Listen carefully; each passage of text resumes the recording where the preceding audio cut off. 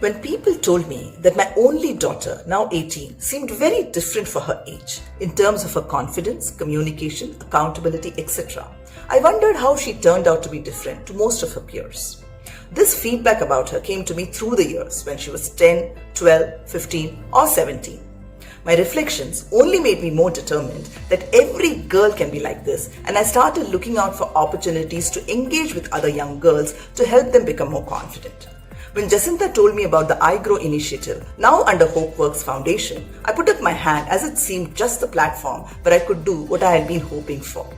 Girls from 8 to 12 standard, interacting with them, brainstorming on what they would need as part of the HOPE curriculum, using my network to bring in other resources to help teach them HOPE sounded the perfect thing to do. The brainstorming, networking, bringing in resources was the easy part. When I started interacting with the girls is when the realization of I don't understand their world set in. How girls lived in single parent families, usually with the mother, girls who had at least one more sibling, sometimes three, finances being scarce, the prioritization of how to use the scarce money, which was usually towards feeding all the mouths in the family than on hygiene and education, was something that I had never thought of. So while it is easier to transform a young girl where many of the parameters in the ecosystem are probably similar to what you and I have, this experience was something that I had never imagined of. It's one thing to read about such girls or even watch videos about them.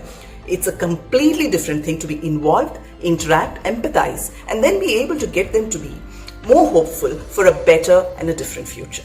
So does the transformation happen with such girls too? Of course, yes.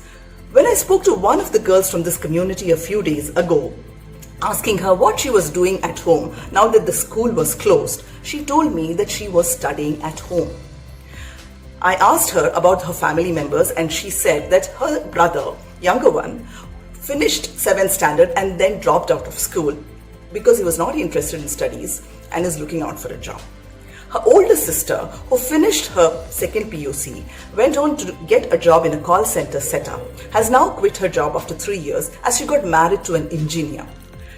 But when I asked her what she would do, she said she was determined to study and hence was doing her best by studying at home.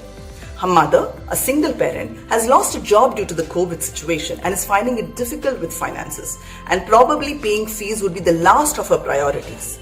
But this girl is determined to find a way to continue studies. She also said that she would work after completing her studies and would never leave her job even if she were to get married.